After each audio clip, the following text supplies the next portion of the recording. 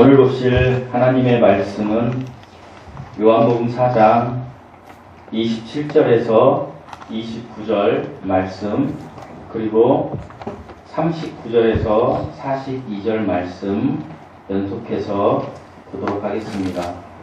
요한복음 4장 27절에서 29절 말씀, 그리고 4장 39절에서 42절 말씀 연속해서 보시도록 하겠습니다. 찾으셨으면 저와 여러분이 교독하시겠습니다. 이때에 제자들이 돌아와서 예수께서 여자와 말씀하시는 것을 이상히 여겼으나 무엇을 구하시나이까? 어찌하여 그와 말씀하시나이까? 묻는 자가 없더라. 여자가 물동이를 버려두고 동네로 들어가서 사람들에게 이르되 내가 행한 모든 일을 내게 말한 사람을 와서 보라. 이는 그리스도가 아니냐 하니. 그들이 동문에 나와 예수께로 가더라. 예. 그리고 39절에서 42절 말씀 보겠습니다. 39절 말씀입니다. 여자의 말이 내가 행한 모든 것을 그가 내게 말하였다 증언하므로 그 동네 중에 많은 사마리아인이 예수님을 믿는지라. 사마리아인이 예수께 와서 자기들과 함께 유하심을 청하니 거기서 이들을 유하시매 예수님의 말씀으로 말미암아 믿는 자가 더욱 많아. 그 여자에게 말하되 이제 우리가 믿는 것은 내 말로 인함이 아니니 이는 우리가 친히 듣고 그가 참으로 세상에 주신 줄 알리라 하였더라. 아멘. 잠시 기도하시겠습니다. 영죽을 저희 인생을 위해서 이 땅에 오신 예수님, 주님의 새로운 영을 저희에게 주시고 저희를 거듭나게 하시며 주님의 자녀라고 칭하시고 우리를 영원한 지옥의 문에서 영원한 천국의 문으로 이끄신 사랑의 예수님, 예수님의 그 크고 깊고 넓은 사랑에 감사드립니다. 아버지 하나님, 하지만 저희들의 삶을 되돌아보면 하나님의 은혜를 은혜답게 여기지 않고 살았던 때가 많았음을 고백합니다. 하나님, 감사할 것들이 많은데 불평과 불만으로 살았으며 세상의 아버지 하나님, 정욕을 쫓아 살았을 때도 많았음을 고백합니다. 아버지, 이 시간 이 예배를 통하여 저희들의 이런 쓴물이 예수 그리스도의 말씀으로 아버지 하나님 단물로 바뀌는 놀라운 역사가 이 시간 일어나게 하여 주시옵소서. 우리 주님만 의지하고 믿고 신뢰하며 살아갈 수 있는 그 믿음, 그 첫사랑의 믿음을 회복할 수 있는 은혜 또한 허락하여 주시옵소서. 우리 각자의 마음속에 있는 아버지, 걱정이 있습니까? 근심이 있습니까? 문제가 있습니까? 하나님을 만났을 때 그 첫사랑을 생각하며 사마리아 여인이 물동이를 버리듯이 아버지 하나님 그 모든 것을 버리고 모든 짐을 하나님께 맡기며 아버지 우리에게는 영원한 생명이 있음을 생각하며 평안한 삶을 살아갈 수 있는 은혜 또한 우리에게 허락하여 주시옵소서. 모든 것이 주님의 은혜라는 고백이 저희들의 입술에서 나올 수 있는 은혜도 허락하여 주시옵소서. 아버지, 이제 주님의 전에 나올 때에 마음으로 물질로 허물한 주님의 사랑하는 백성들, 무엇보다도 우리의 마음을 받아 주시옵시고 우리의 마음이 늘 우리 예수 그리스도 안에서 움직이며 살아 생수가 넘쳐나는 마음 될 수 있는 은혜 또한 허락하여 주시옵소서.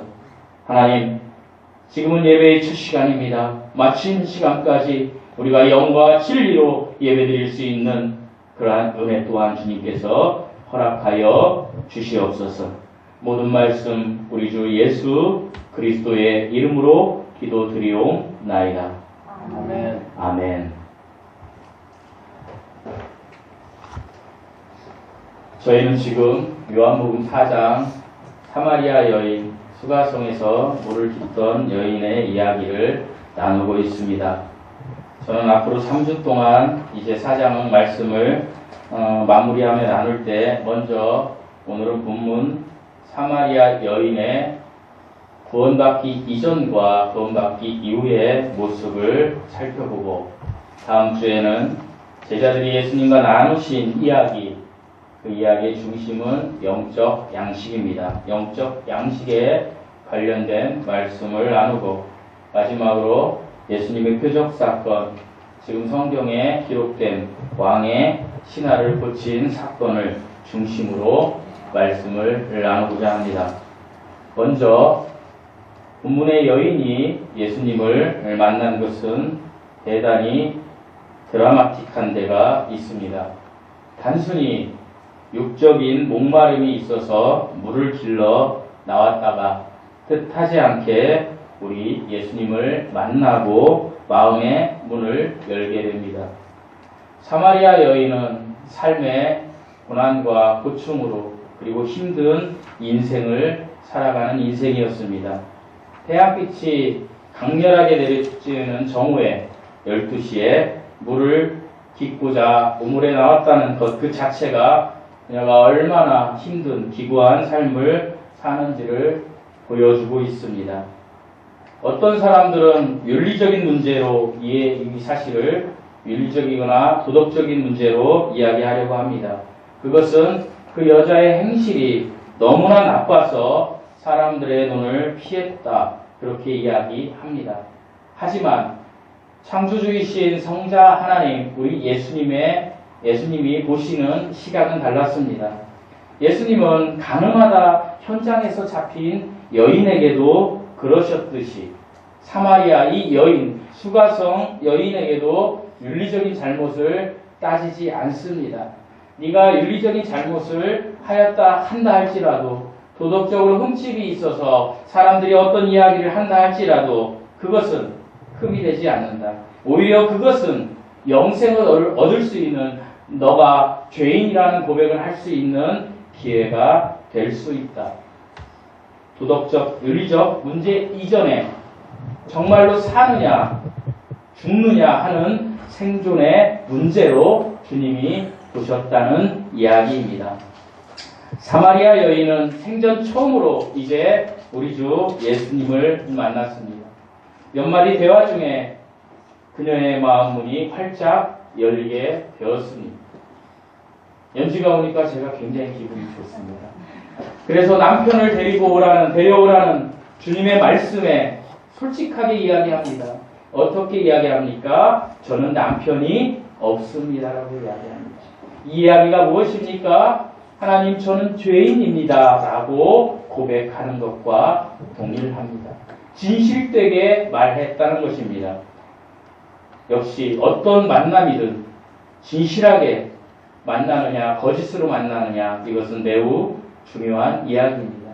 그렇게 했을 때 우리 주님은 이렇게 이야기합니다. 내가 남편이 5명이 있었고 지금도 너와 같이 있는 남자는 남편은 아니다.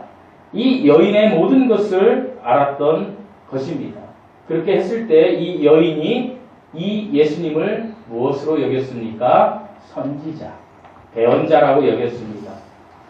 그저 목이 말라서 왔던 유대인이 아닌 대언자라고 생각을 하고, 이 여인이 여호수아 시대 때 그 에브라임 백성에게, 요셉의 후손에게 하나님께서 명령하셨던 축복의 산 그리심산에서 드리는 예배, 그 이야기를 전개해 나갑니다. 즉, 다음으로 그녀는 예배할 장소에 대해서 이야기했습니다. 여기서 예배는 그 당시에 정서로 보면 무엇입니까? 제사입니다. 제사를 의미합니다. 제사는 곧 어떤 제사였을까요? 속죄 제사였습니다. 어떻게 하면 죄사함을 받을 수 있을까? 내가 속죄함을 받을 수 있을까? 어디에 가서 예배드리면 그렇게 할 수 있습니까? 라는 것이 이 여인의 질문이었습니다. 다시 말하면 근본적으로 내가 죄사함을 받으려면 예배의 장소가 그리심산입니까? 아니면 당신들 유대인들이 이야기하는 시온산입니까? 예루살렘에 있는 시온산입니까? 이렇게 물었습니다. 그렇게 이야기했을 때 주님이 뭐라고 답하셨습니까? 예배는 장소의 문제가 아니고 예배는 대상의 문제이다. 예배는 하나님께 너희가 영과 진리로 드려야 한단다 라고 주님이 이야기하셨습니다. 주님은 영적인 것을 이야기하는 것입니다. 너가 거듭나야 그 창조주 대상이신 하나님께 예배 드릴 수 있다라고 주님이 이야기하시는 것입니다.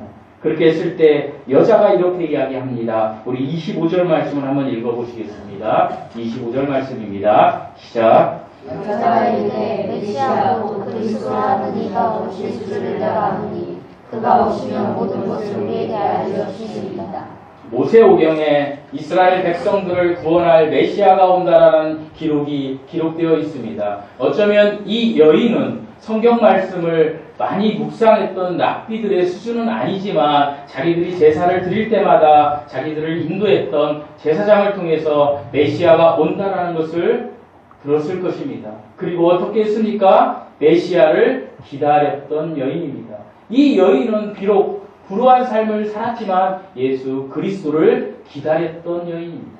사랑하는 성도 여러분, 예수님은 우리가 구원받기 전에 예수님을 기다리는 사람이 되시기를 원하십니다. 이 여인은 예수님을 기다리고 메시아를 언제 올까 소망하면서 그 불우한 삶, 힘든 삶을 살아가고 있었습니다. 그때 예수님께서 오셨던 것입니다. 그리고 26절에 예수님이 이렇게 이야기하십니다. 내가 말하는 내가 그라. 예수님이 메시아라는 것입니다. 선언하시는 것입니다. 그리고 나서 이제 27절은 제자들이 이제 돌아와서 여인과 예수님이 나누는 이야기를 이렇게 그 광경을 보는 것이고, 그리고 28절에 드디어 그 여인이 물동이를 버려두고 동네로 들어가서 사람들에게 이야기했다라고 기록되어 있습니다. 무엇을 이야기하는 것입니까? 이제 이 여인이 예수님을 만나고 드디어 구원받은 것을 이야기합니다. 물동이를 버려두고 복음을 전하기 위해서 달려가는 것입니다. 처음에는 예수님을 유대인으로 알았습니다. 그리고 두 번째는 자기의 일을 맞추니까 예수님을 선지자로 알았습니다.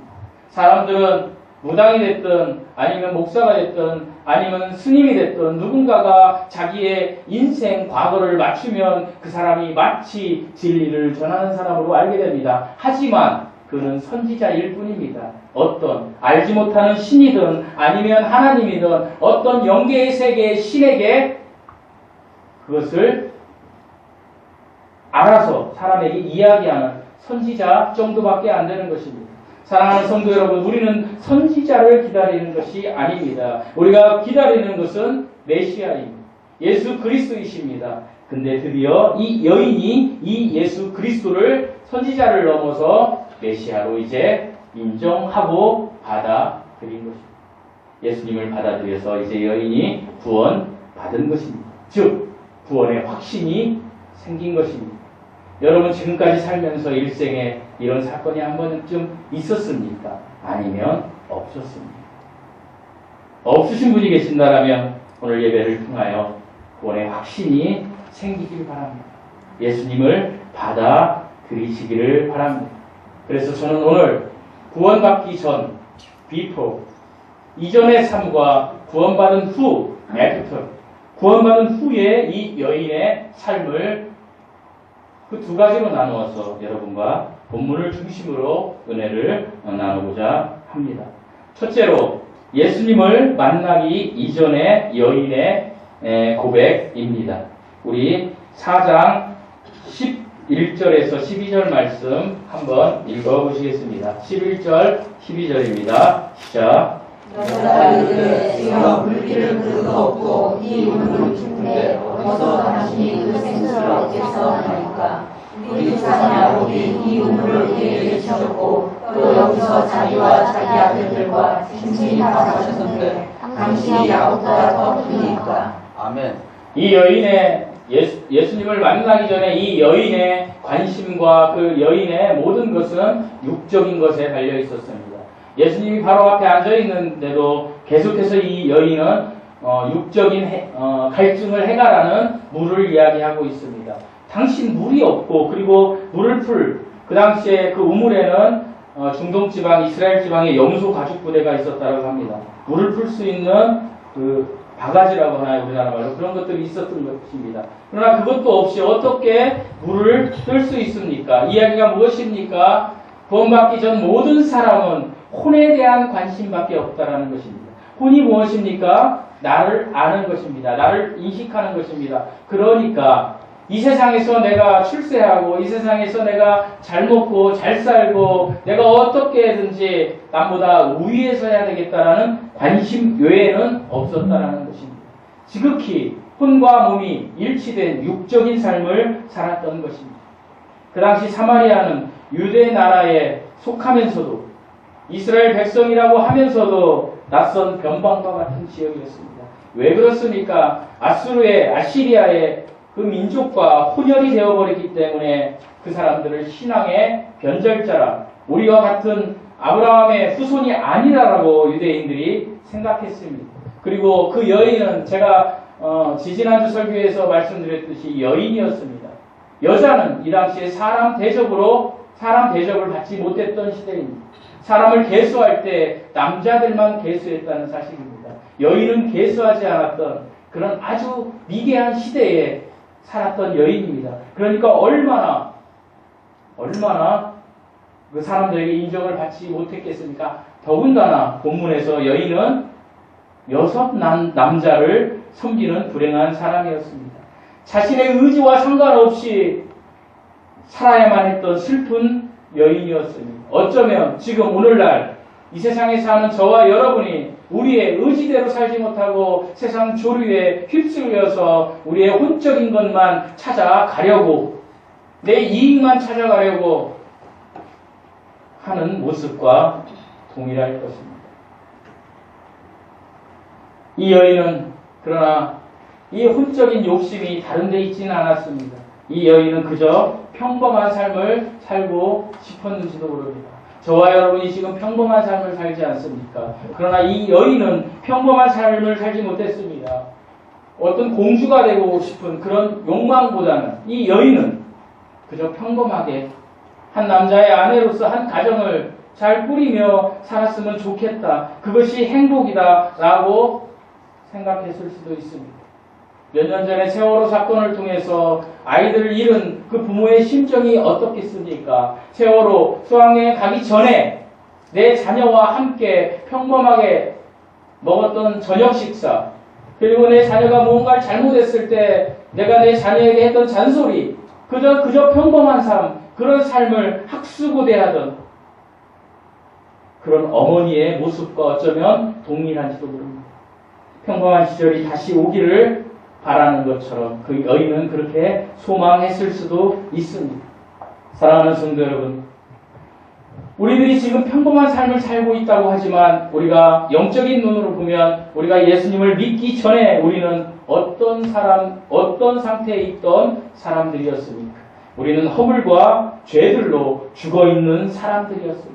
허물과 죄로 죽어있는 상태, 에베소서 2장 말씀처럼 우리는 그저 아무런 희망이 없는 사람, 그저 세상에서 살면서 내가 혼적인 기쁨이 있으면 잠시 기뻐하다가 그리고 조금 시간이 지나면 또 슬퍼지고 걱정이 오고 문제가 오고 그것 때문에 죽고 싶은 마음이 생길 정도의 삶을 사는 그런 사람들이었습니다. 저도 그렇고 여러분도 그렇지 않습니까? 내가 무슨 사업이 잘 되고 내가 직장에서 뭐가 잘 되고 내 가정에서 내 가족들과 뭔가 행복한 일이 벌어지면 기쁘고 행복하고 샬롬이지만 나에게 큰 풍파가 오면 어떻습니까? 죽고 싶을 정도로 힘들지 않습니까? 그것이 인생입니다. 우리는 근데 그것보다도 더 우리가 이 땅에서 사는 100년보다도 더 큰 허물과 죄로 영원히 죽을 수밖에 없는 그런 상태였다는 것입니다. 다시 말씀드려서 하나님을 알 수 있는 우리의 영, 스피릿이 제 기능을 하지 못한 상태였습니다. 사랑하는 성도 여러분, 죽음이 무엇입니까? 죽음은 분리입니다. 죽음은 단절입니다. 많은 사람들이 아는 죽음은 혼과 육이, 혼과 몸이 나누어지는 죽음입니다. 우리는 지금도 그런 것을 많이 보고 있습니다.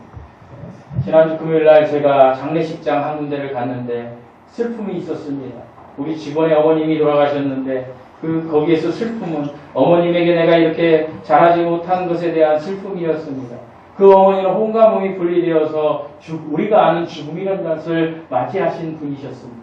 사랑하는 성도 여러분, 그런데 이 혼과 몸이 분리된 상태로 죽는 것, 이것도 무섭지만 우리 속에 있던 영, 하나님을 알 수 있는 기관인 영이 그저 그냥 죽은 상태로 무감각하게 우리의 혼과 몸이 나누어질 때에 같이 영이 따라가면 하나님 나라에 하늘나라에 가면 그러면 우리의 혼이 영원히 지옥으로 떨어진다는 사실이 더 무섭다라는 사실입니다. 그러니까 무엇입니까? 이 이야기가 내가 반드시 인생을 살아가면서 영이 거듭나는 무엇이 거듭나는 것이요? 영이 거듭나는 사건이 있어야 된다는 것입니다. 영이 거듭나야 우리가 혼이 구원을 받을 수 있습니다. 저와 여러분은 영과 혼과 몸으로 구성이 되어 있습니다. 영이 무엇입니까? 하나님을 인식하는 기관입니다. 사랑하는 성도 여러분, 아직도 하나님을 인식하지 못하고 하나님이 어쩌면 없을지도 몰라, 아니 하나님은 없어 라고 생각하시는 분이 있다면 반드시 하나님을 만나셔야 됩니다. 하나님을 인식하는 영이 거듭나야 혼이 구원받을 수 있습니다. 혼은 몸과 분리됨과 즉시 우리의 혼은 우리의 갈 자리가 천국 아니면 지옥밖에 없다라는 것입니다. 사람은 두 번째 삶을 살아갈 때에 어머니 뱃속에서 우리가 나와서 이 지구라는 곳에서 살아갈 때에 우리는 영과 혼과 몸으로 살지만 모든 사람은 영이 죽은 상태로 태어납니다. 영이 죽은 상태로 태어나서 혼과 몸이 결합돼서 이 세상에서 전쟁과 같은 삶을 살아갑니다. 어떻게 하든 내가 보다 더 나은 삶을 살려고 육적으로 투쟁하며 정신적으로 투쟁하며 노력하며 살아갑니다. 그런데 하나님은 계속해서 이야기하시는 것입니다. 그것보다 네가 우선적으로 해결해야 될 일이 있단다. 너의 영과 혼이 분리가 되어 있는데 너의 영이 지금 기능을 하지 못하잖아. 그러니까 너의 영이 기능을 할 수 있는 일이 반드시 있어야 한다라고 저와 여러분에게 하나님께서 말씀해 주고 계신 것입니다. 사랑하는 성도 여러분, 우리는 얼마나 행복한 사람들입니까? 우리가 예수 그리스도를 믿어서 영이 거듭나 혼이 구원받았습니다. 얼마나 행복한 사람들입니까? 하나님과 단절되었던 하나님이 외인이요 소망도 없는 사람이라고 이야기했던 저와 여러분이 예수님을 만나서 이제 영원히 하늘나라에 갈 수 있는 티켓을 땄다는 것이 얼마나 행복한 일입니까? 하지만 우리는 우리의 혼적인 몸, 우리의 정신적인 요소가 강해서 여전히 세상 욕심에 젖어서 살 수도 있습니다. 하지만 우리가 구원을 받았다라면 우리는 무엇보다도 최우선의 일을 했기 때문에 우리는 하나님과 함께 동행할 수 있습니다. 그러나 하나님을 알지 못하는 많은 사람들은 지금도 멸망의 길을, 예정되어 있는 멸망의 길을 무시한 채 삶을 살아갑니다. 사랑하는 성도 여러분, 예수님을 만나기 전의 사람들은 소망이 이 땅의 소망입니다. 그래서 이 사마리아 여인이 예수님을 만나기 전처럼 어떻게 합니까? 육적인 갈증을 쫓아서 헤매고 다닙니다. 내가 어떻게 하면 나의 이 삶의 문제를, 삶의 갈증을 해결할 수 있을까? 그렇게 다닌다는 것입니다. 하지만 그에게 주어진 시간이 언제인지 모릅니다. 내가 세상에서 돈을 좀 더 벌자. 내가 돈을 더 번 후에 이렇게 하리라. 내가 세상에서 어떤 명예를 얻은 뒤에 내가 이렇게 하리라. 이렇게 생각할지 모른다는 것입니다. 그런 사람에게 주님이 이렇게 이야기하십니다. 이 어리석은 자들아, 내가 이 저녁에 너의 혼을 데려갈 수 있다 이야기하실 수 있습니다. 사랑하는 성도 여러분, 어젯밤에도 나이를 떠나서 수천 명의 사람들이, 수만 명의 사람들이 죽어갔습니다. 거기에는 우리가 지극히 그분은 이제 90살이 됐으니까 살 만큼 살았네 하는 분도 있겠지만 갓난 아이도 있을 수 있고 10살 먹은 아이일 수도 있고 20살 먹은 아이일 수도 있다라는 사실입니다. 제가 어제 우리 사모한테 어떤 이야기를 들었습니다. 어떤 이야기냐 하면 저희 처가 쪽에 우리 형님이 사고가 나서 요양병원에 지금 계신데 그 요양병원의 옆에 있는 청년을 보았느냐는 이야기입니다. 저는 그거 가가지고 제대로 제가 보질 못했습니다. 근데 그 이야기를 해줬습니다. 저한테. 고등동 그 병무청 뭐 4거리인가 5거리에서 그 청년이 걸어가는데 음주운전차가 와서 그 청년을 부딪혔다는 것입니다. 그리고 그 청년은 이제 의식불명 상태로 5년째 지금도 요양병원에서 그냥 여기 함몰된 채 이렇게 주사기로 음식물 넣고 있다는 것입니다. 사랑하는 성도 여러분, 잘 생각해 보십시오. 그 청년이 죽기 전에 예수 그리스도를 믿었다라면 그는 행복한 사람일 것입니다. 아무런 무의식에서 그냥 그저 이렇게 있지만은 여러분과 제가 남은 인생을 어떻게 살든지 간에 그 청년은 그 남은 기간이 어쩌면 행복할 수도 있습니다. 그러나 그 청년이 그 사고 이전에 예수 그리스도를 믿지 않고 있었다라면 어떻게 되겠습니까? 사랑하는 성도 여러분, 잘 들어보십시오. 그 청년은 지옥에 갑니다. 왜요? 예수 그리스도를 믿지 않았기 때문입니다. 우리가 잘 알아야 됩니다. 우리가 우리의 의지로 예수님을 받아들일 수 있는 나이가 넘은 사람들이 어떤 사고를 당해서 천진난만한 사람이 된다 할지라도 그가 살았던 20년, 30년의 인생에 예수 그리스도를 영접하지 않았기 때문에 그는 지옥에 간다. 하지만 예수 그리스도를 알지 못할 정도의 의지가 있는 사람들이 있습니다. 뇌성마비를 가진 자라든지 아니면 갓 태어난 아기가 죽는다든지 아니면 비극적인 이야기지만 엄마 뱃속에서 그냥 생명을 빼앗겨버린 아이들은 다 천국에 간다라고 하나님이 이야기하시는 것입니다. 제가 왜 이렇게 호소하는지 아십니까?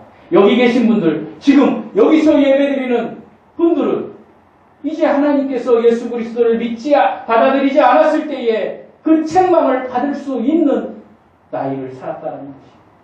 그래서 우리에게 반드시 필요한 것이 예수님을 만나는 임을 여러분 아셔야 됩니다.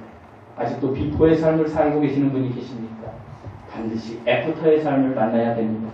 재미있는 유머 한 가지를 말씀드리겠습니다. 버스가 어떤 길을 가다가 큰 교통사고가 났습니다. 그 안에 타고 있던 승객들이 이제 죽게 되었습니다. 그들 중에 가장 억울한 사람 3사람을 제가 소개하겠습니다. 첫 번째, 그 버스는 96번 버스였습니다.